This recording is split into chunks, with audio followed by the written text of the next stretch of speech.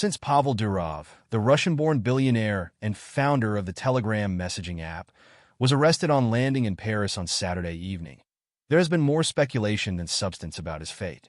The headline in a Russian newspaper summed up the story.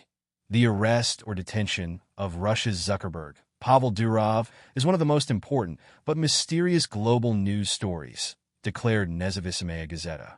True, except that mysterious is a bit of an understatement. Why did French police detain him? What charges will he face? Has it anything at all to do with his recent visit to Azerbaijan, where he met, or didn't meet, Russian President Vladimir Putin? For 2 days, reporters have quoted sources close to the investigation about the offenses Pavel Durov may be charged with allegedly, from complicity in drug trafficking to fraud.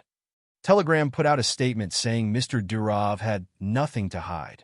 On Monday evening, the Paris prosecutor said in a statement that Mr. Durov was being held in custody as part of a cybercriminality investigation. The statement mentioned 12 different offenses under investigation that it said were linked to organized crime. These included illicit transactions, child pornography, fraud, and a refusal to disclose information to authorities, the prosecutor said. The statement added that Mr. Durov's time in custody had been extended and could now last until Wednesday. Without going into detail, President Emmanuel Macron posted on social media that he had seen false information regarding France following Mr. Durov's arrest and added, "This is in no way a political decision. It is up to the judges to decide." In Moscow, the Kremlin is being cautious. We still don't know what exactly Durov has been accused of, Kremlin spokesman Dmitry Peskov told journalists on Monday in his first comments on Pavel Durov's detention. We haven't heard any official statements. Before I can say anything at all about this, we need some clarity. Clarity is not something of which everyone in Russia feels the need. On Monday, State TV's flagship political talk show had plenty to say on the matter. All these accusations against Durov sound absurd, one political analyst in the studio declared.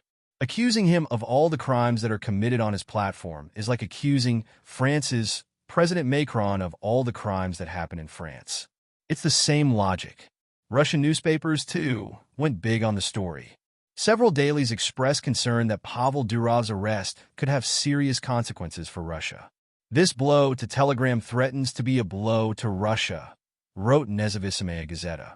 With Pavel Durov's arrest, Western intelligence services could obtain the messenger's encryption keys. Telegram might become a tool of NATO if Pavel Durov is forced to obey the French intelligence services, declared Moskovsky Komsomolets, adding, Telegram chats contain a huge amount of vitally important strategic information. In April 2018, the Russian authorities began blocking access to Telegram, only to lift the ban in 2020. Today, not only do Russian officials use the messenger, but so does the Russian military, including soldiers fighting in the so-called Special Military Operation, Russia's war in Ukraine. If Telegram crashes, Moskovsky Komsomolets asked today, how is our army going to fight? In the West, Pavel Durov's detention has sparked a debate about free speech. In Russia, too, presidential human rights ombudsman Tatyana Moskalkova claimed that the real reason for arresting Pavel Durov was to shut down Telegram, a platform where you can discover the truth about what's happening in the world. Everyone who strives for free speech protests this. Ms. Moskalkova made no mention of the Signal messaging app, to which the Russian authorities blocked access earlier this month, or YouTube, access to which has been severely limited now in Russia. Facebook and Instagram have already been blocked here. And what of those rumors of a Putin-Durov meeting in Baku earlier in August? Was there one?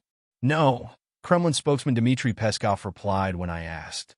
However this mysterious story ends, Moscow will use it to strengthen one of its official narratives, that Russian citizens should beware of the West. As the popular tabloid Komsomolskaya Pravda put it, for the West, there is no such thing anymore as good Russians.